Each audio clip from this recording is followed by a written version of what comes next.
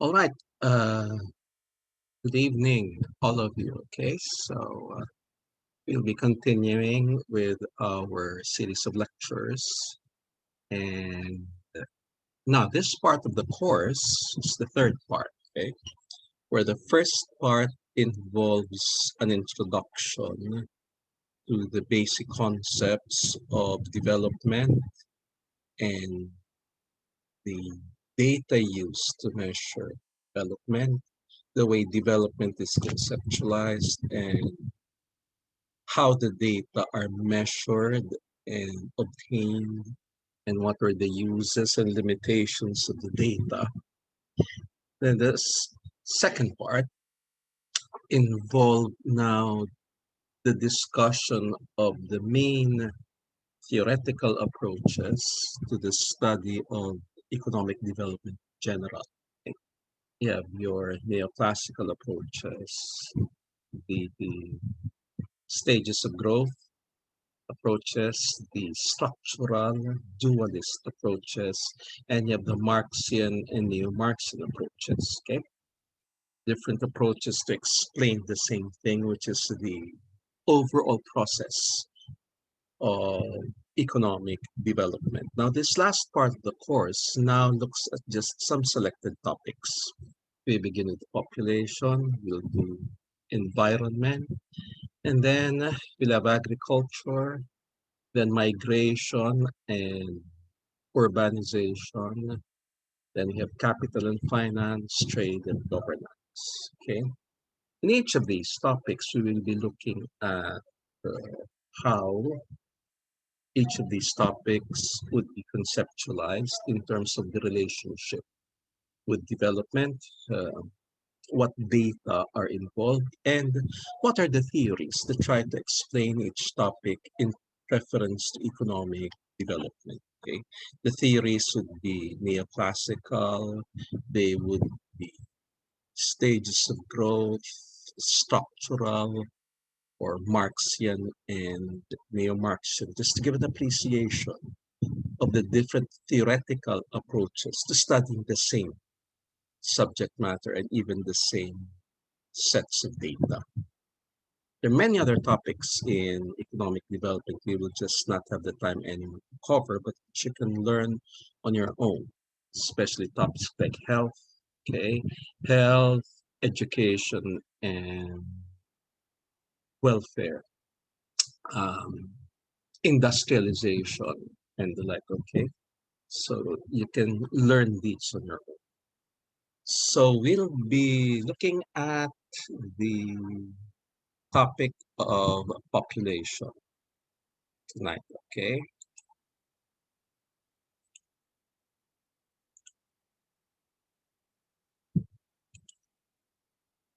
Okay, so we'll be looking at the topic of population. So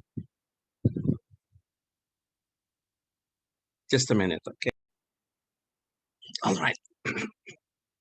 Now, in studying the relationship of population with economic development, um, we'll begin first by looking at some data, okay? Some basic. First, when you talk of population, there is, of course, the population base, what would actual numbers of inhabitants in a certain country at a certain year. Now, uh, population data is actually obtained from a census. Okay? In principle, a census involves asking information from everybody in the population. So that's the reason why when you use census data, you don't need to use tests of significance. Tests of significance and the like would appropriate when you're dealing with a sample, but then with the when it comes to census data, that's complete. That's in principle the numbers referring to the entire population. But although census is supposed to cover the entire population in practice, census is able to obtain information from about, say, 300,000 households and the like. The size is so large, it's considered as being almost like being able to cover the entire population. But nonetheless, because it covers a very, very large number of respondents, okay, population data, therefore, is only accurate during the year when the data are collected, and that is what is called a census year. Okay? And the census is not done every year because it's very, very expensive. Okay. Here in the Philippines, census years would be years ending in the number 0. Okay.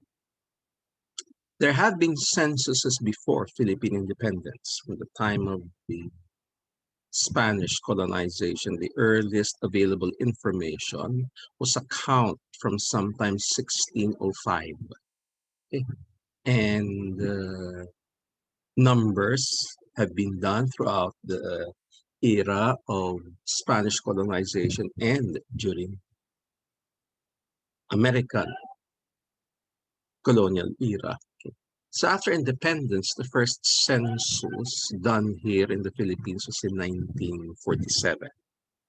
Okay, the year after the country became independent. So no census was done in 1950 because there's a very recent one, and censuses are very expensive undertaking.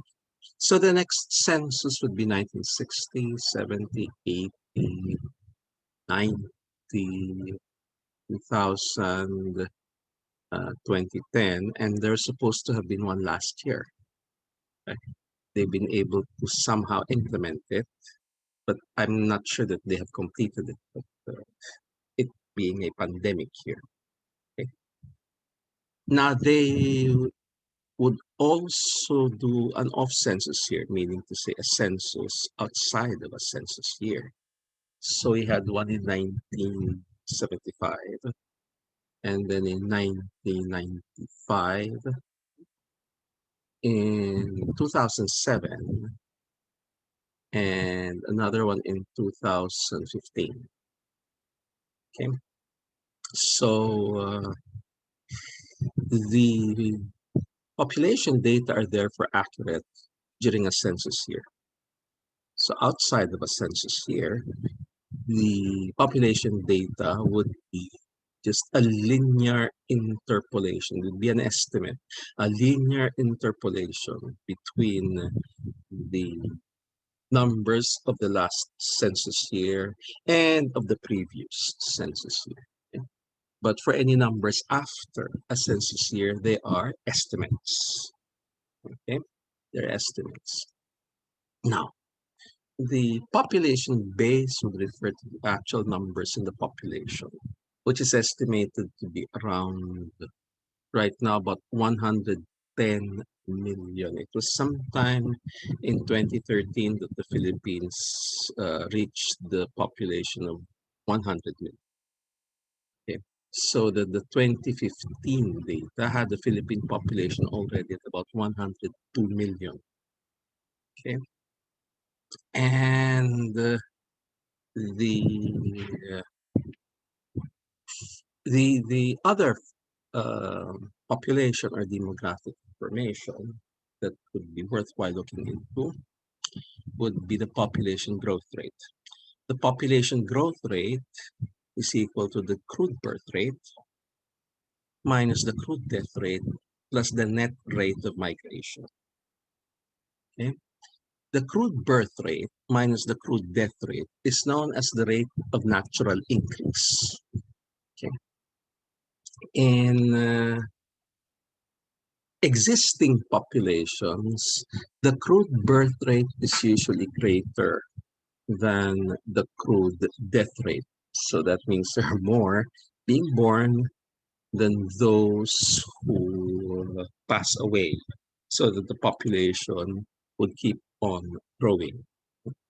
But there already are very many societies among the high-income countries where the crude birth rate is already very close to the crude death rate. So that very many countries in Europe and also in Japan already have a negative rate of natural increase, which is why in the past 10 years, the population of Japan was seen to have begun to actually decline. The actual numbers of the population of Japan have begun to decline. Okay. And the usual, what they call replacement rate, is 2.1 children, meaning to say if there are at least 2.1 children per female, then that replaces the previous generation. Okay, because it takes about two people, the father and the mother, to have children. So if on average women have 2.1 children, that replaces the previous generation. Okay, now in countries like South Korea, Singapore, their numbers of children slightly down to 1.2, 1.4. So the rate of natural increase is nearly negative. Okay, more about that later. It's getting to be the new major demographic issue. Now, the net rate of migration, okay, would be the numbers of those who settle in the country minus the numbers of those who left. Okay. Now, in the Philippines, okay, so the net rate of migration is negative. Now, for many high-income countries, the net rate of migration is positive. In fact, it is right now the net rate of migration that has kept the populations of many European countries from declining. Okay? And many of the European countries are aware of their need for immigrants. Okay? The United States still has a high population growth rate because it still has a very positive net rate of migration. Now, the next important population or demographic data would be the population density. Countries vary in terms of their population, but they also vary their uh, in terms of their land area. Okay, so one way of making comparisons across countries is to do what is known as the population density, which is a country's total population divided by the land area. Now, the countries with large populations like the United States of America would have also very, very large land area. So its population density is roughly about 27. Canada is even smaller because it has a much bigger land area and a much, much smaller population. Its population density is about 6 or 8. The Philippines has a population density of roughly, just a minute, population density of the Philippines is about 341, 341.4. That of China is 146.06. Japan is 348.75. India is 440.49. So we do have a much higher population density compared to the USA at 35.08, or the European Union countries, which is about 120. 26. Okay, so that gives you an idea of how little space we have compared a number of other countries. Okay, now some countries like China with a population density about 140. The thing about China is that it has a large land area, but much of this is actually uninhabitable. It's deserts and very, very high mountains, the plateau bed, for example. Like, okay. Which is why, in order to give an idea of the relative availability of natural resources for the population of the country, there's the concept known as the physiologic population density. And the physiologic population density would be the population of the country divided by the arable land area, which means the land area that is suitable for agriculture, suitable for farming. So China, the population density of about 140, would have a physiologic population density of about 350 or so, which makes it more or less having the same population density as the Philippines. Okay. Now here in the Philippines, the physiologic population density is very close to the regular population density because much of our land area is actually arable. Now, we then have the concept of life expectancy. Okay. Life expectancy refers, well, the census life expectancy refers to the average age of people when they died during the census year. Okay.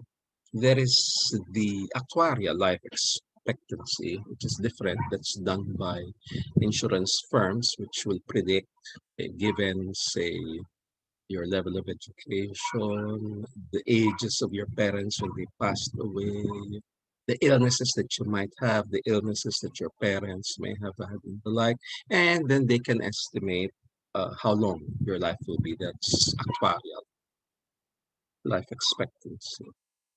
Now, an indicator of a high income country would be very, very high life expectancies. The highest life expectancies are reached by countries like Spain, Japan, and the like. There would be about 80, 81, 82. Like the life expectancy of the Philippines is about 70 years old. Low income countries, like many countries in Africa, the life expectancies of 45 or so.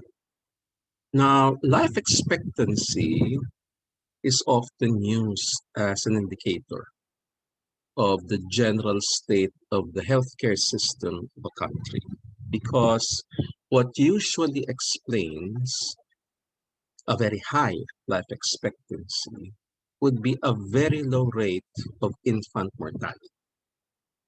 Okay?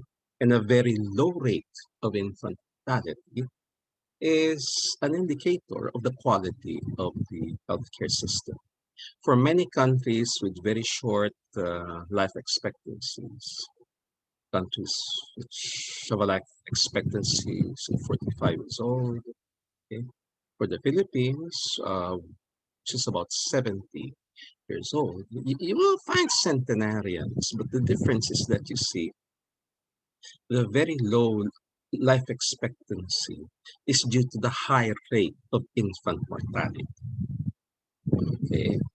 Which becomes an indicator precisely of the quality of the healthcare systems in those countries. Okay. Then you have the total fertility rate, which I already discussed with you a while ago when I was discussing the rate of natural increase. That's the average number of children born per female population. Okay. And generally speaking, the lower the total fertility rate, then the lower is the rate of natural increase. Okay. And the total fertility rate, as I mentioned to you, the replacement rate is about 2.1. Here in the Philippines, the latest data of the total fertility rate is about 2.2, 0.3. And here's the thing about the total fertility rate. The total fertility rate has been in decline for all countries in the past 50 years. Okay?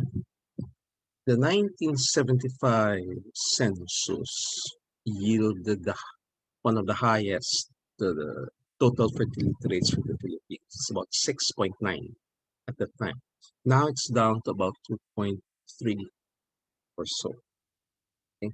So globally speaking, the total fertility rate has decreased so much that in many countries like Singapore, South Korea, the European Union countries, Japan, it has gone below 2.1, reaching at 1.2 and 1.4, which is actually giving headaches for some of their government officials because that is suggesting a decline in their population in the long future unless they're able to allow for more immigrants, which is a problem for countries like Japan and South Korea who do not, in general, have a long experience of having large numbers of immigrants into their societies. Now, the dependency ratio now, okay, indicates the proportion of the population who are below 15 years of age and above 65 years of age. Okay. Now, these to the general population. Okay. Another way of looking at it is to get the ratio of this population to the ones who are aged 15 to 64. So 15 years old is the cutoff age in the United Nations for being a laborer. Below 15 years of age, if one is working, that would be classified as child labor, therefore not legal by international conventions. Okay. Now, 65 is regarded as the universal retirement age. So 15 to 64, therefore, would be the working age, the ones who are working, supposed to be earning, and then they're able to provide for the dependent ones, the below 15 years of age and those 65 years old and above. Okay. Now, generally, um, the larger the dependency ratio would indicate that the working population has very huge burden. Okay? Mm. And since those from 15 to 64, not all of them are actually fully occupied. You still have people who are studying full time, and there are very many who do not join the workforce, okay, such as those who choose to be housewives, house husbands, and the like.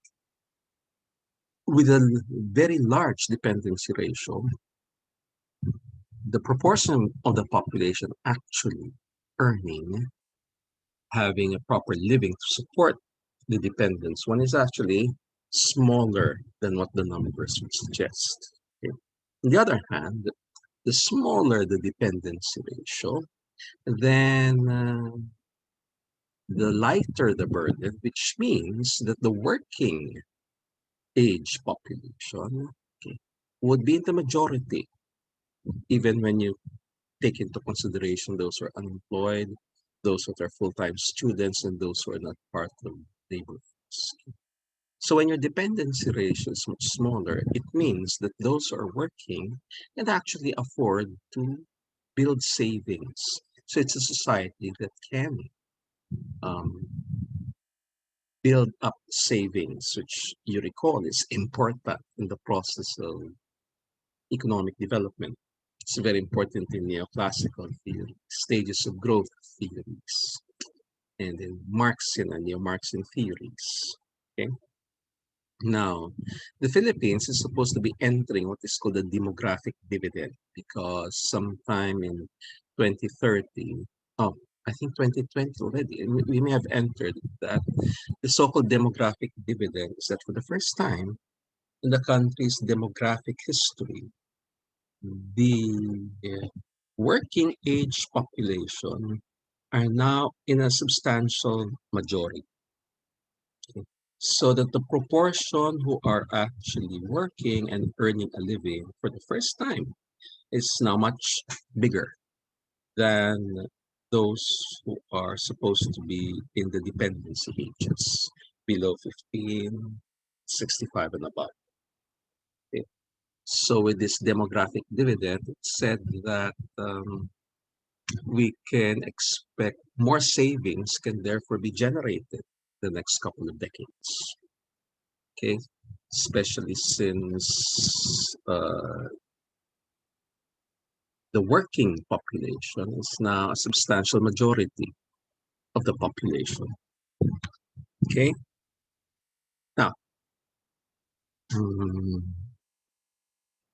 if you recall from the neoclassical theories, among the things they mentioned there is that the characteristic of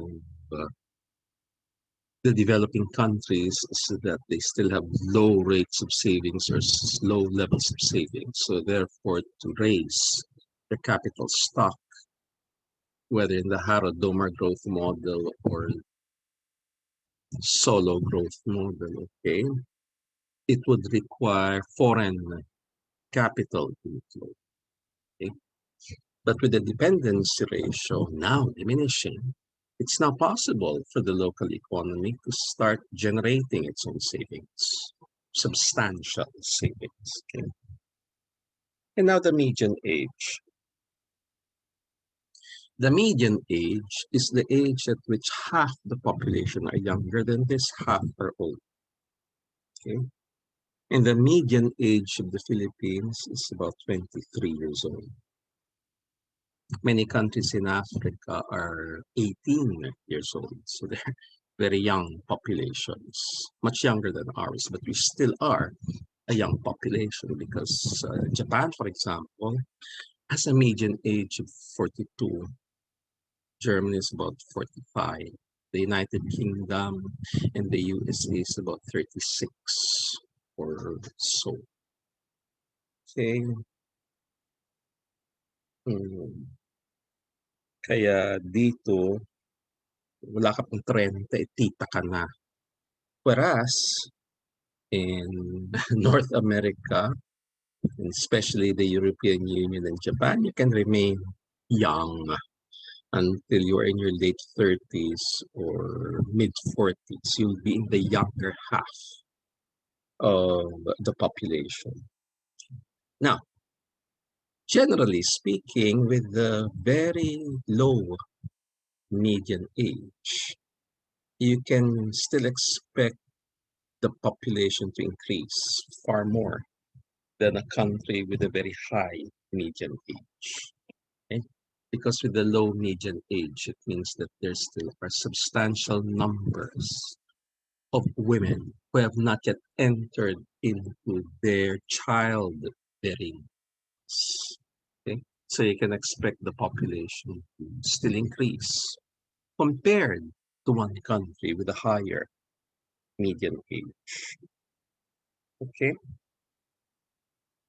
Then you have the gender ratio. Okay.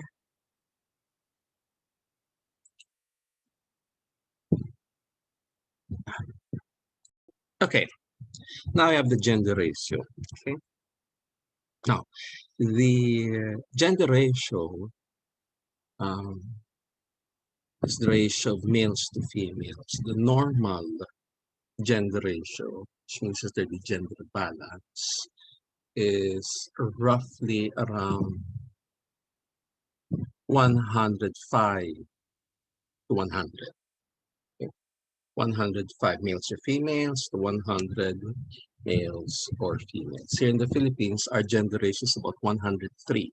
103 males to 100 females. So there's gender balance here in the Philippines. The slightly higher number of men is due to the fact that for some unexplained reasons to this day, it's not well known what the reasons are. Okay. The thing is, there are slightly more male infants who die compared to females. Okay. And also, um, females have a longer life expectancy than males. Okay, which is why there'd be slightly more males at the younger age brackets, and at the older age brackets, there'll be more females. It's not yet known what is the reason behind the longer life expectancy for females. There's the suspicion that it might have something to do with the estrogen. It's a hormone that it would seem like it provides some form of protection to the woman's heart during childbirth, the shock of childbirth. It's not the science behind it, still not very definite. Now, although there's gender balance here in the Philippines, in China and India, there has been a gender imbalance. The numbers of males to females go as high as 136 in China, about 127. Okay. So, excuse me, they have a large surplus of men. Okay. Well, in India and China, abortions are legal, and it's said that there has been a tendency in these societies to prefer having sons. The result, therefore, being that in the past 30 to 40 years, a lot more men born compared to the women. So there's a certain gender imbalance in those countries, in those societies. Now, another important demographic information is what's known as regional distribution.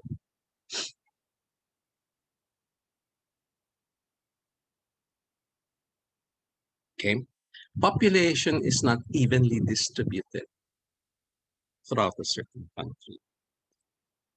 Even here in the Philippines, we have a very high population density in the in the Metro Manila, Region 3, Region 4 areas, okay, compared to Mindanao, just a much lower population. Mindanao has about 16% of the total population of the Philippines, okay.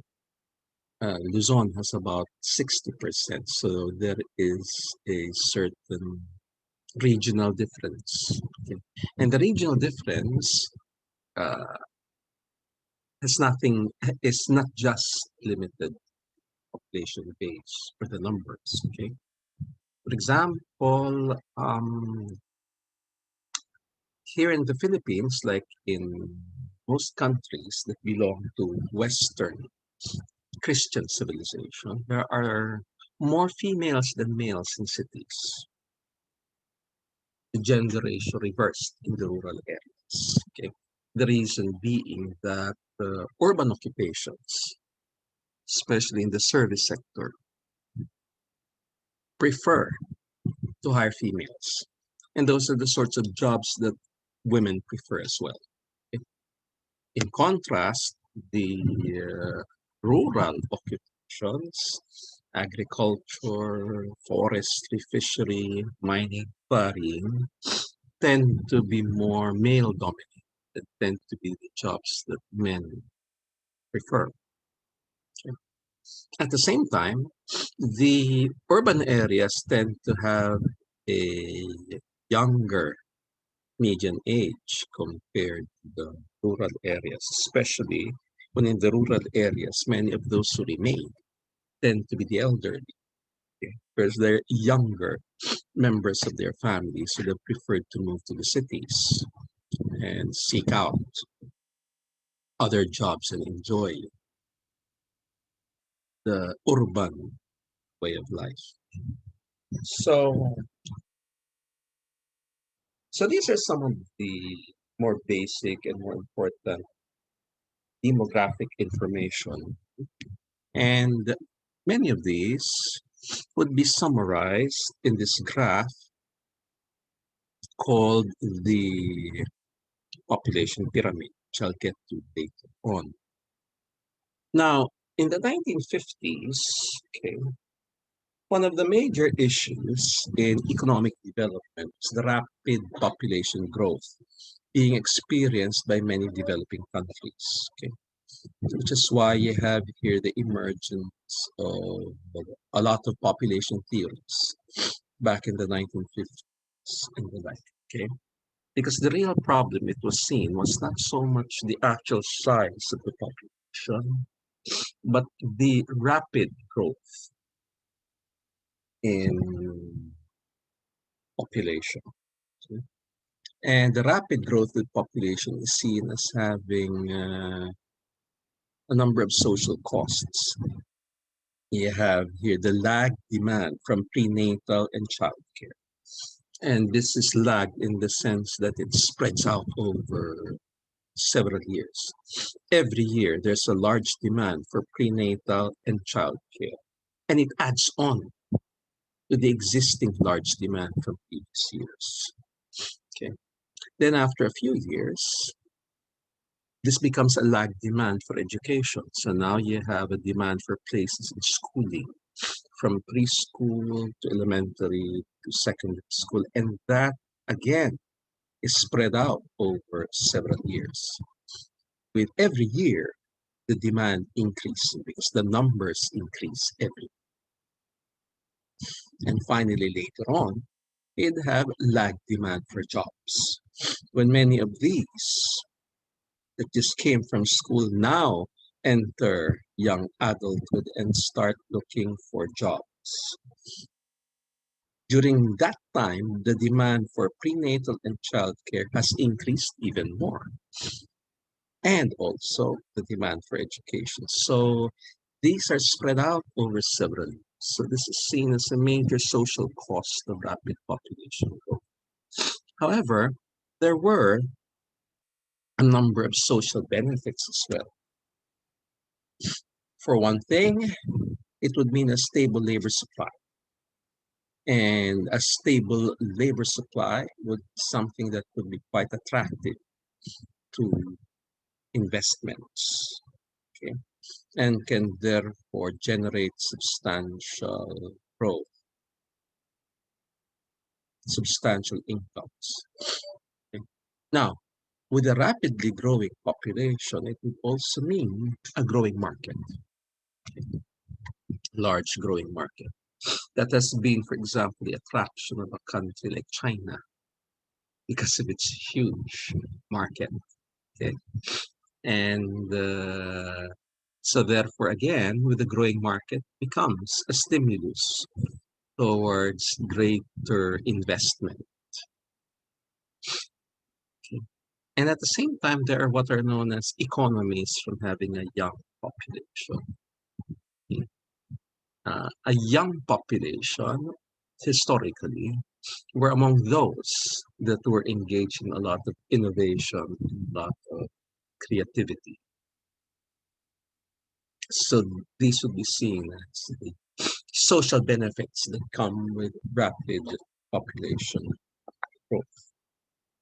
Now, the country's demographic history can be summarized in what is known as the demographic transition, as what is known as the demographic history of countries.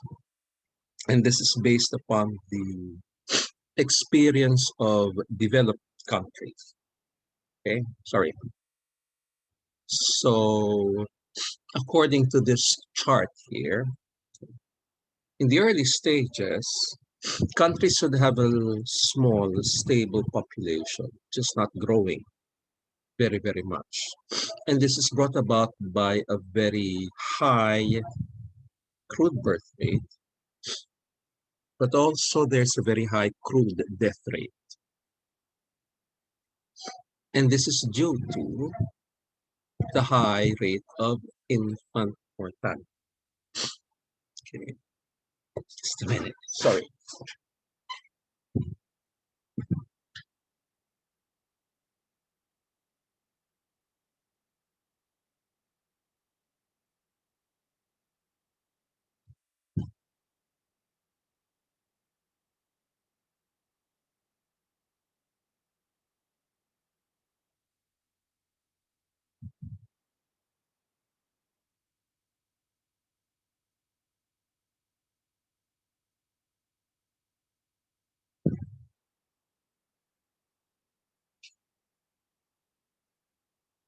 Now, if you look back at history, for example, you have cases like Queen Anne of the United Kingdom,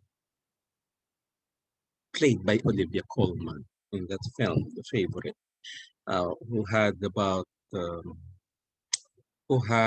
about I think 17 children, none of whom reached adulthood. He had a very high rate of infant mortality.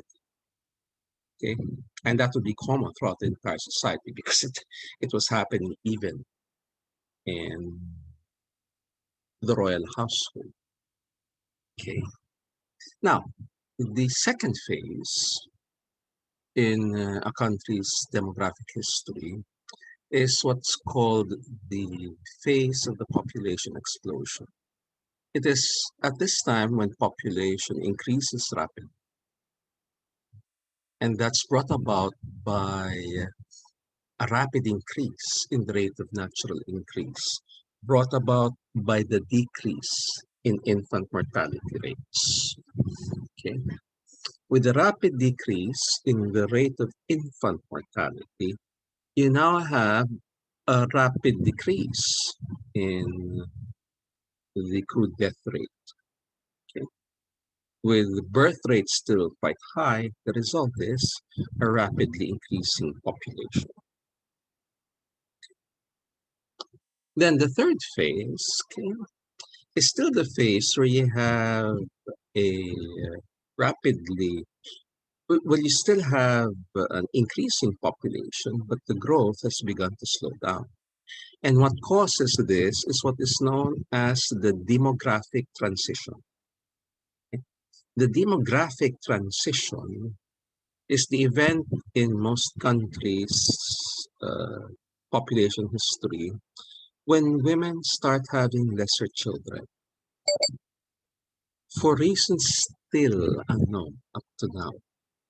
And in fact, one of major foci of uh, population, women start having lesser children. So you have here the demographic transition.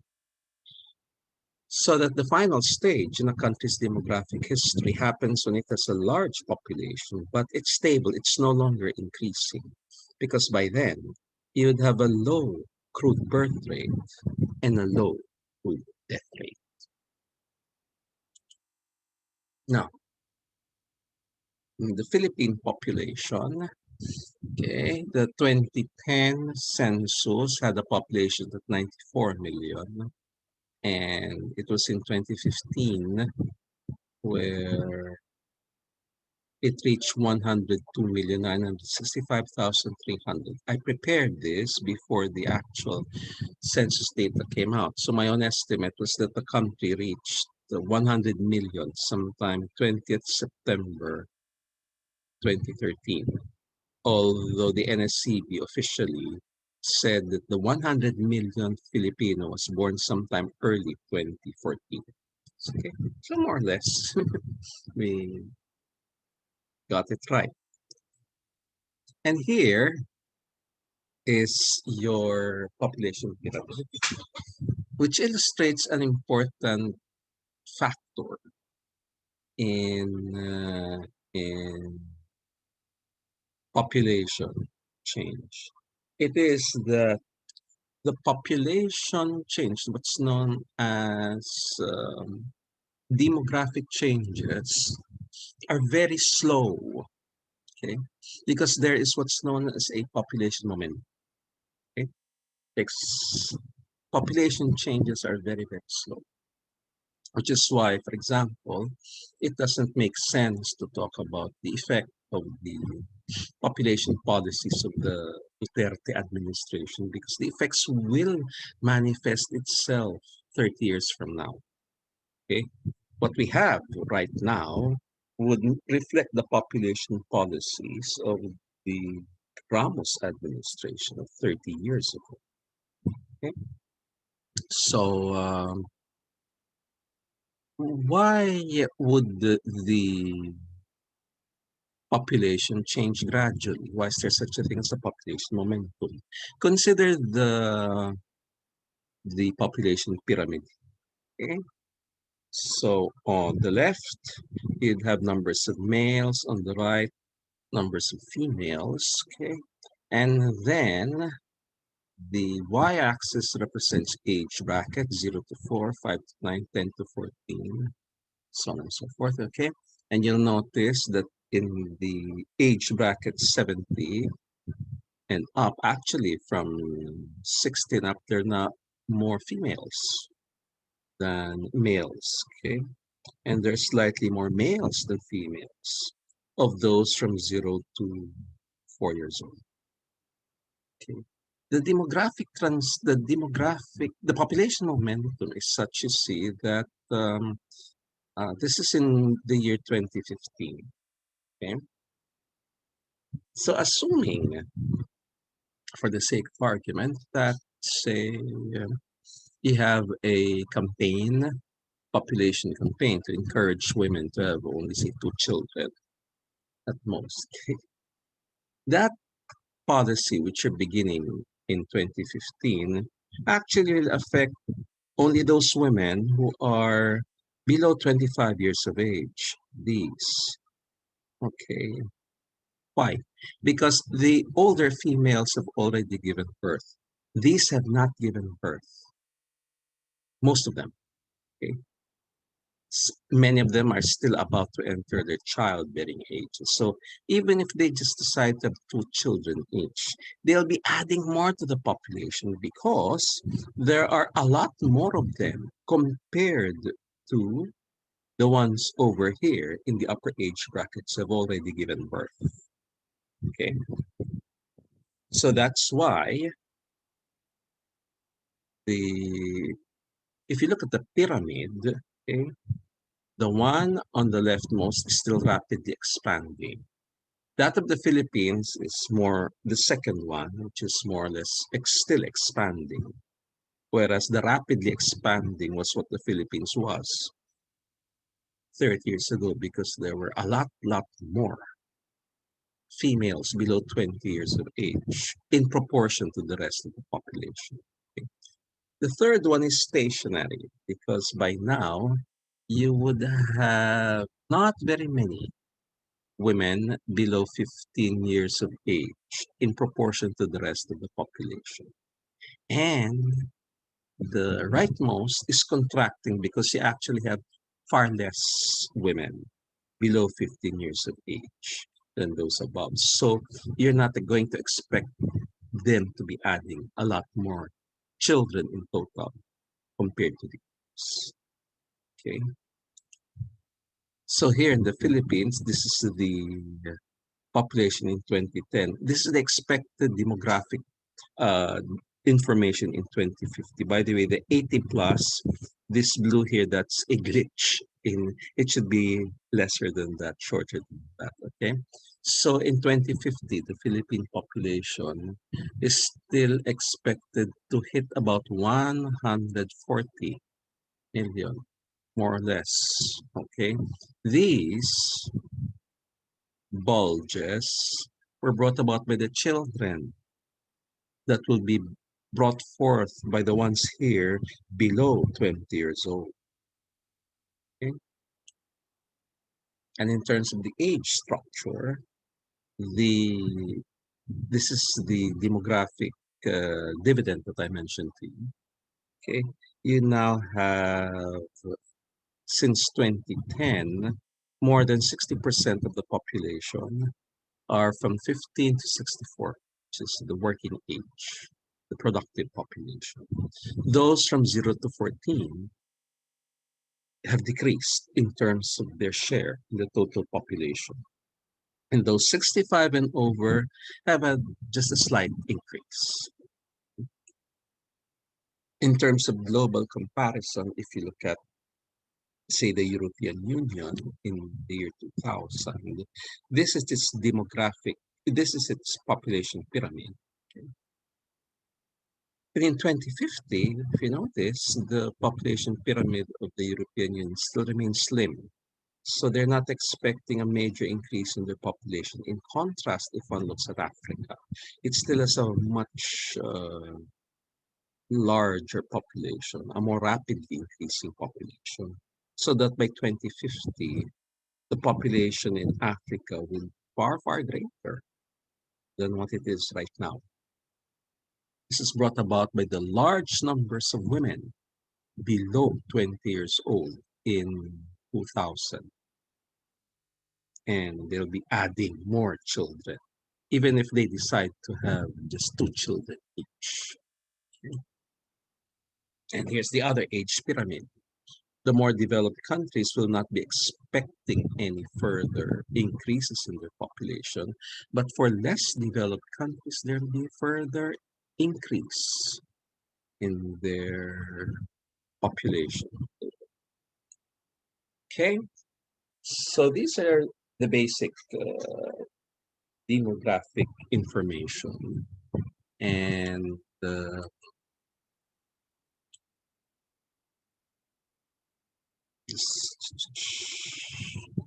sorry.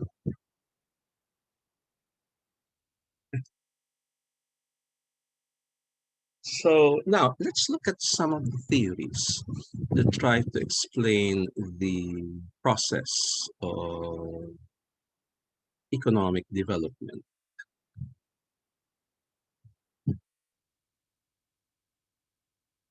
Okay, okay.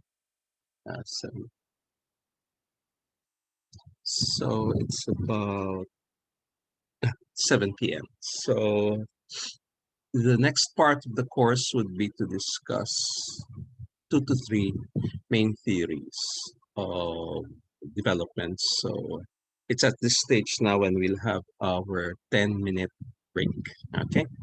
And then when we resume, we'll have a discussion of the population theories and the relationship with economic development. Okay.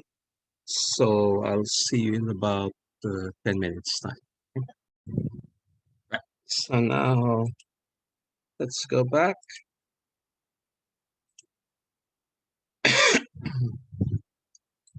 So we'll begin by looking at the theories that try to explain the process of economic development insofar as population is concerned. Now, the the earliest theory of population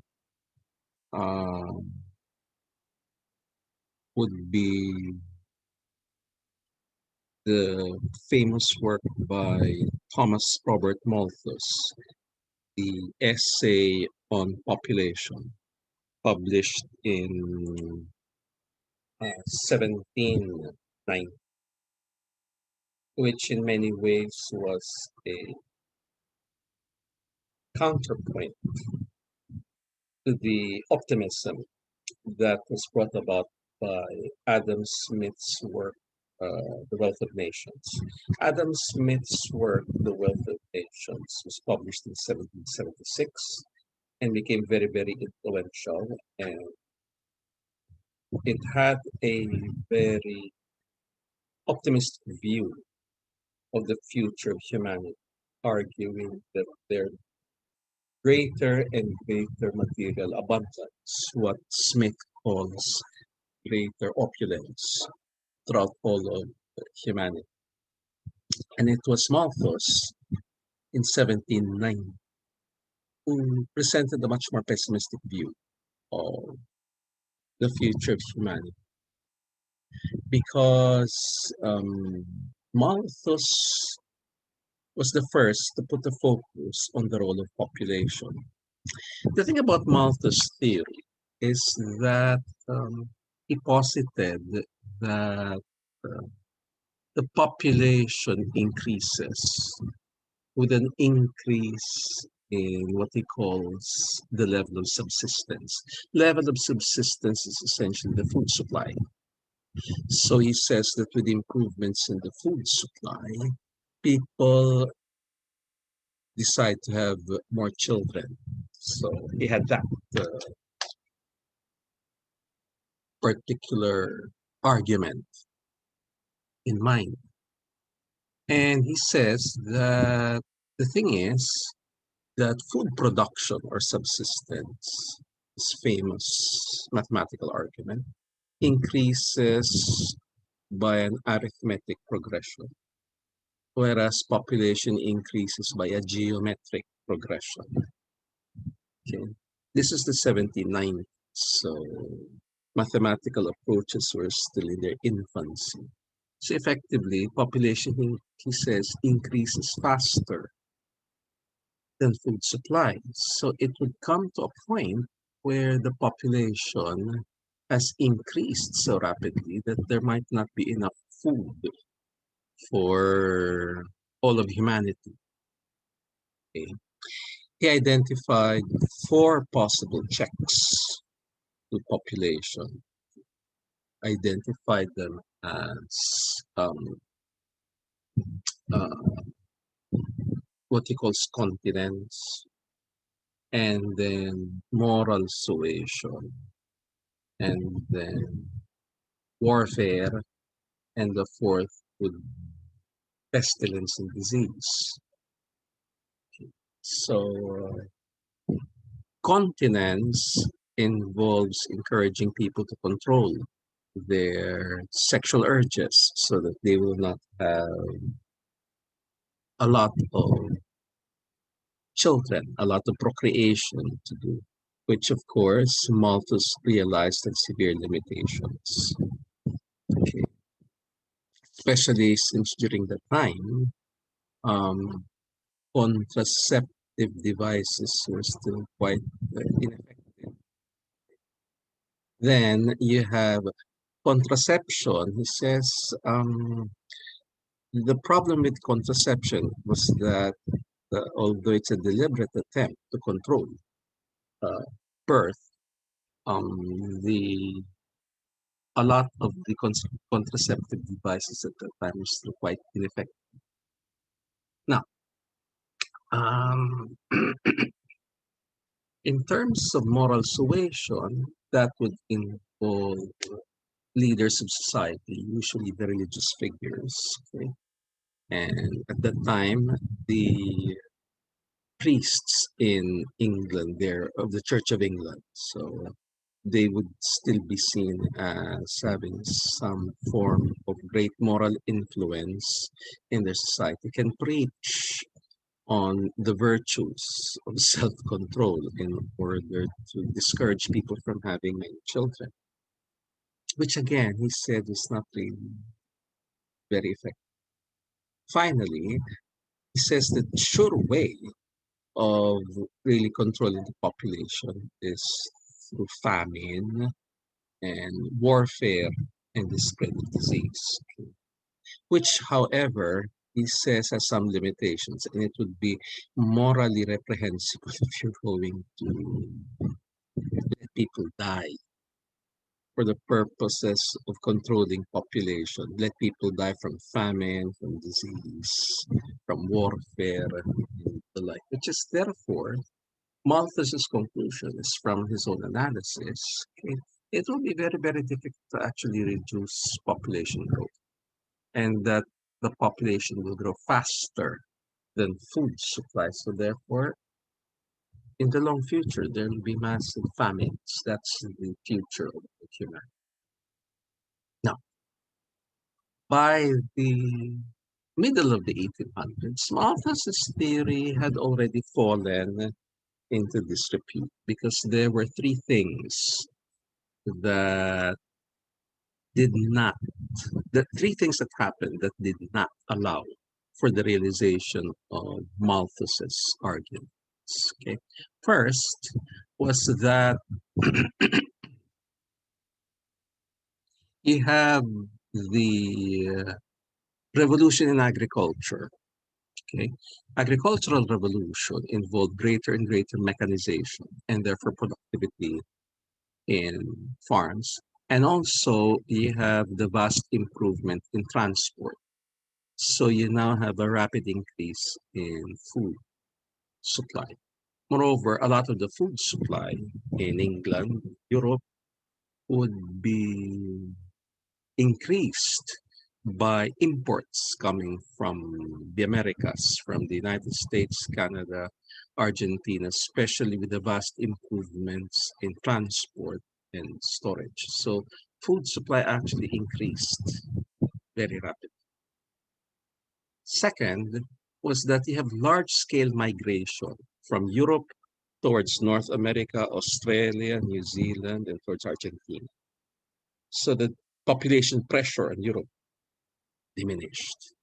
But also, very importantly, something that Malthus did not really foresee was the fact that there was a demographic transition. It happened in England from around 1870s or so, and in the rest of the European continents by 1880s or so. Women started having lesser and lesser children. Okay? So that was why Malthus's theory no longer became very, very widely recognized and the like. However, the issue of population returned with a vengeance after World War II, because with the emergence of many independent countries among the former colonies in Asia, Africa, and Latin America, these countries began to experience rapid increases in population. So, again, brought about by vast improvements in healthcare system that reduced the infant mortality.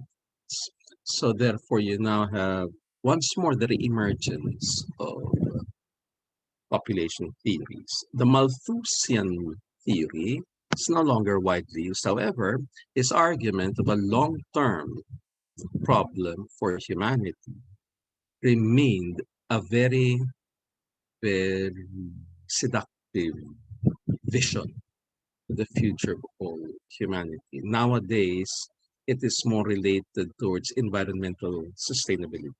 The idea that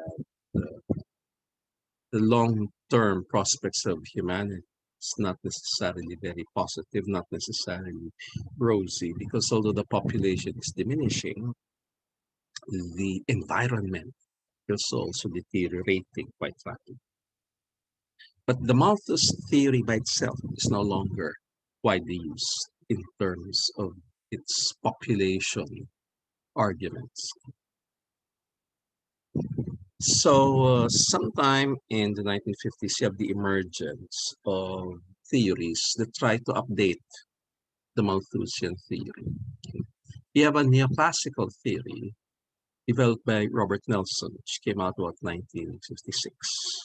It's based upon Malthusian principles in here. He tries to look at factors that might be related to each other and can explain the long-term prospects for population and economic expansion. So again, he begins with the solo growth model, where Y is a function of capital and labor, and this aggregate production function is subject to constant returns to scale. So that output per head, Y over L, is a function of the capital labor ratio. On the demand side, you have that consumption is a stable proportion of national income. Small letter C is the marginal propensity to consume. Therefore, savings is also a stable proportion of national income, where small letter S is the marginal propensity to save.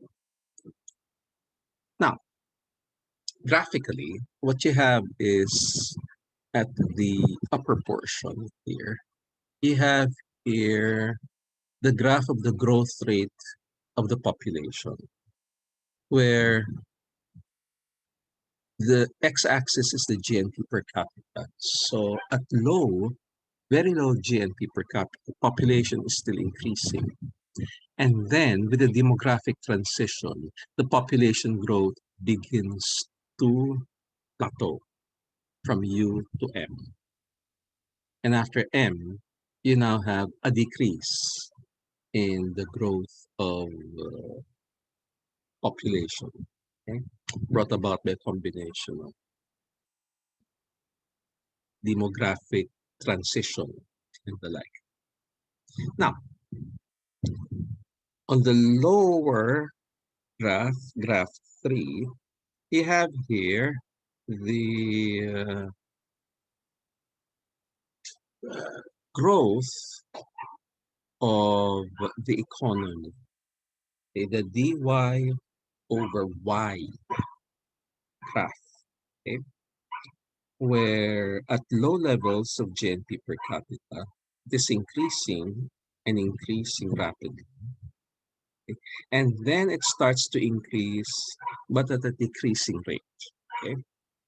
And it reaches a maximum point before it begins to decrease because of diminishing returns. This is your usual uh, production function, where it's increasing at the early stages, then it reaches a maximum point and begins to decrease.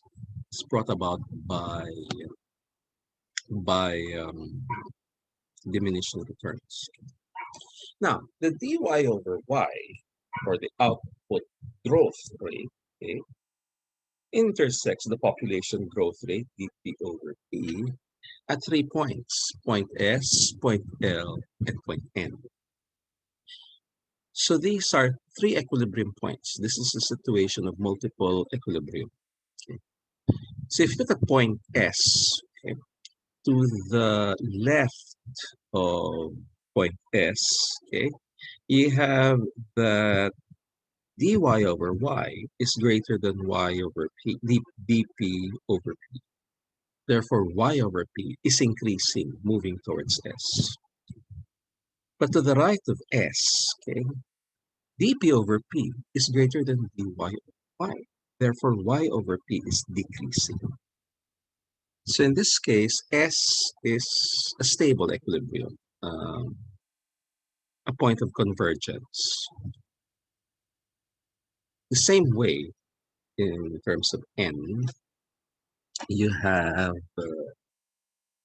to the left of point N, that dy over y is greater than dp over p. Therefore, y over p is increasing.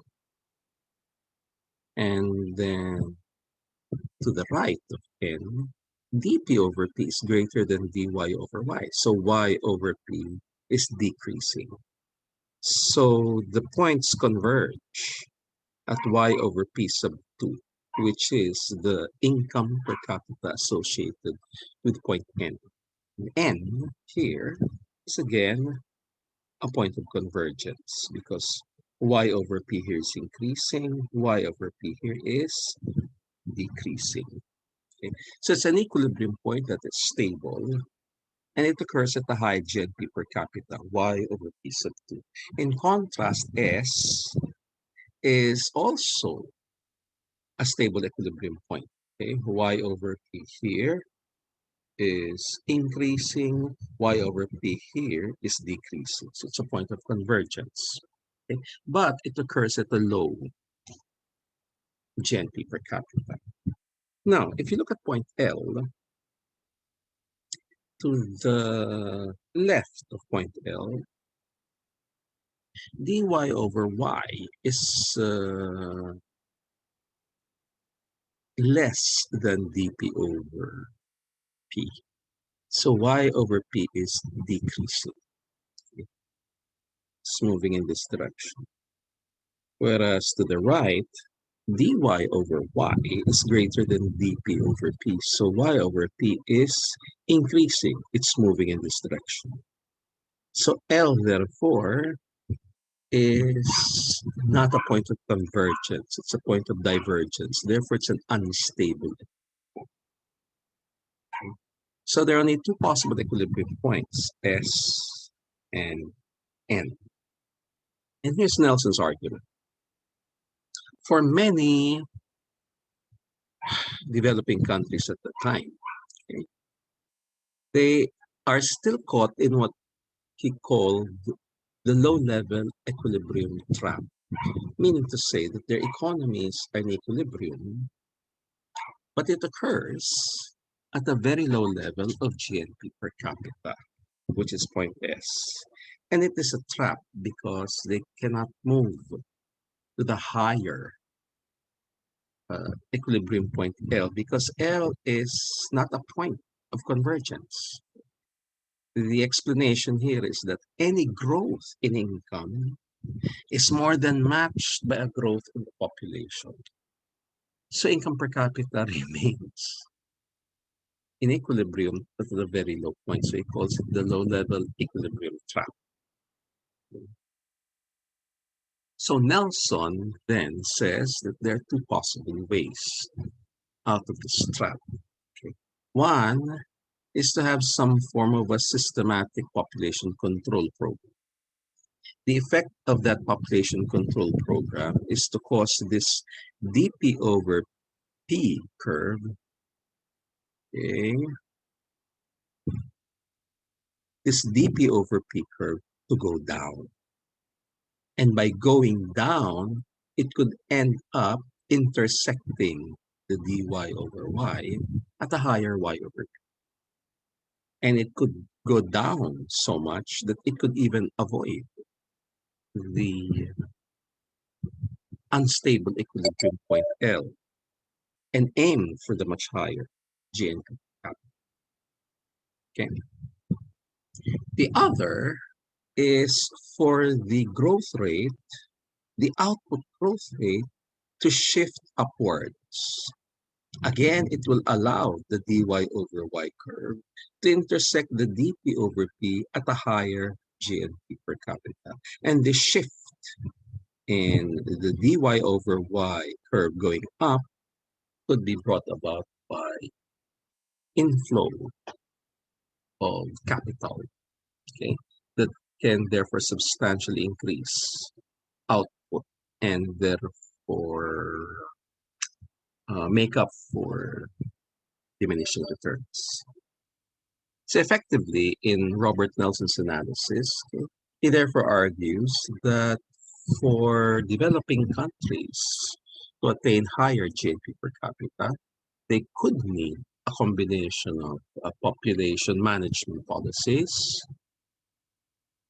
that can cause the growth rate to decrease, and or capital inflow that will allow the growth in output to increase quite rapidly. So this is your Nelson model.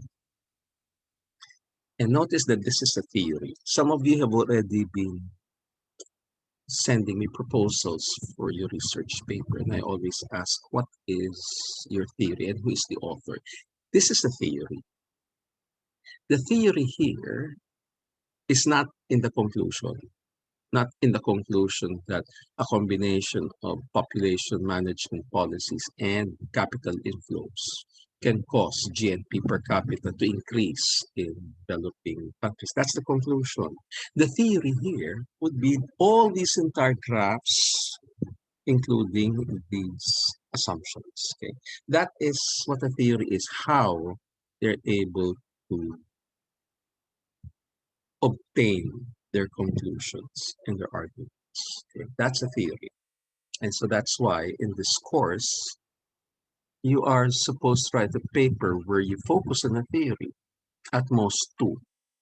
Okay, and these are theories with named authors because there are many other population theories. I just presented you Nelson's theory. This is the most widely influential neoclassical theory. So it needs to have an author. And your research involves the use of that theory to try and explain your particular data and your appraisal of whether the theory is able to explain much of what your data show. Okay, so this is the Nelson model. Now, there are many other issues in terms of demography, population, and economic development. One particular issue that I'll focus on is the issue of the demographic transition, the issue of uh, why do women start having lesser children? And this demographic transition happened in Europe in the 1870s. In much of the world, it started sometime from the 1970s onwards. Women start having lesser children.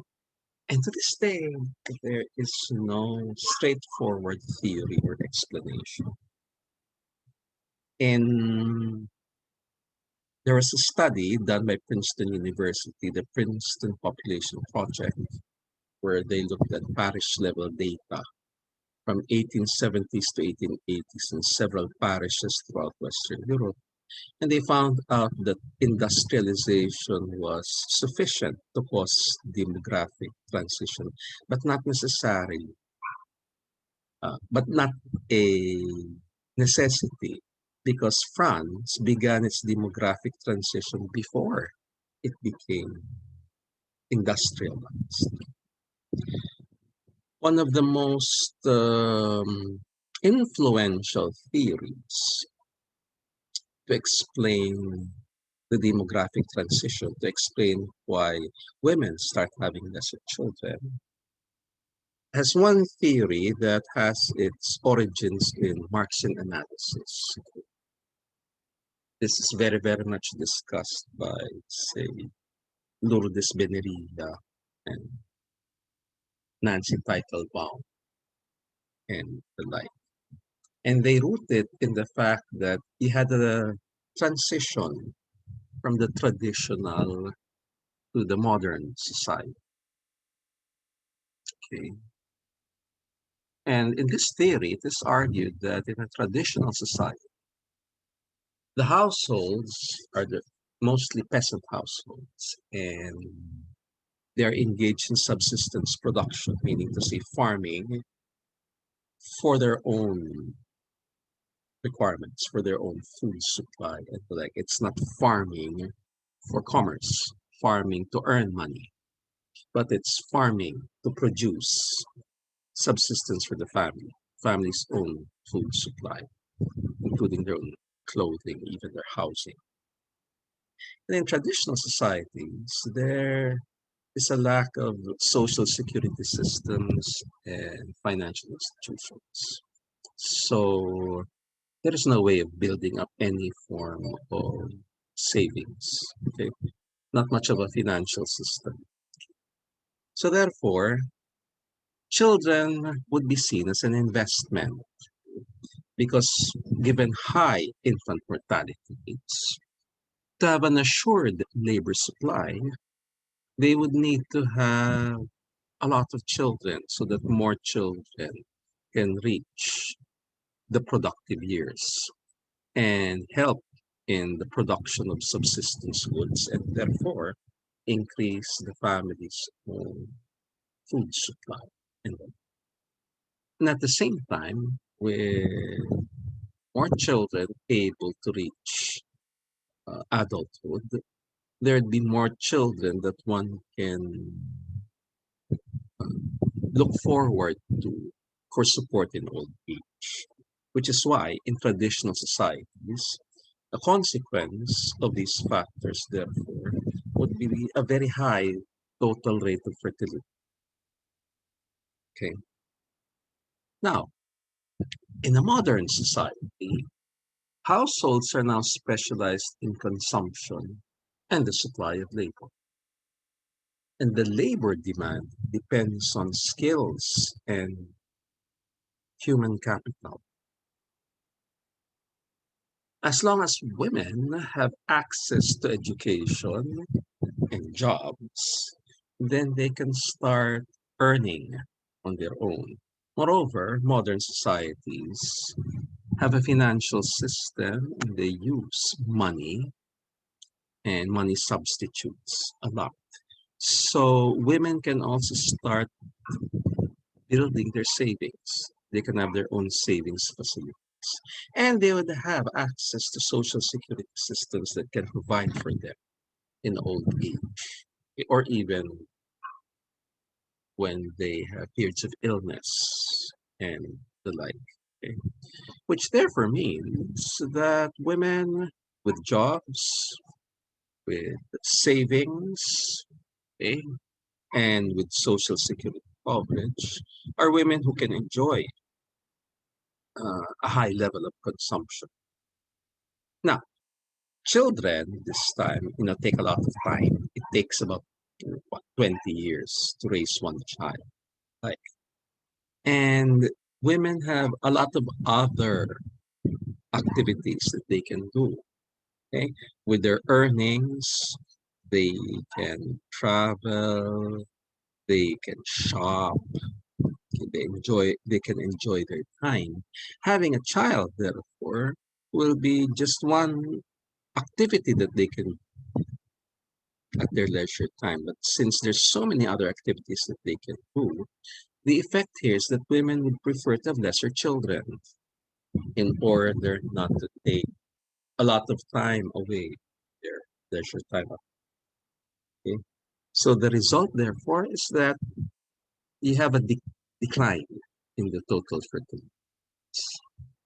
Okay, so it is said that one no longer needs a population control program, for example, here in the Philippines, because our total fertility rate has decreased, even in the absence of a population control program since the 1980s.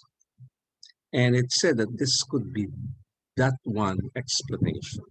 When women are allowed access to education and access to jobs, so they can start earning, they can start building their savings and have social security coverage, and therefore they can start enjoying their leisure time. Okay? So they therefore would prefer to have lesser children, since that would be time taken away from other leisure time activities. Okay, so here I'll end here. So these are just examples to you of how neoclassical theories and structural and Marxian theories try and explain population issues and demographic issues and their relationship with economic development. Our next topic is the environment. Okay, right. So, are there any questions or comments as of now? Okay.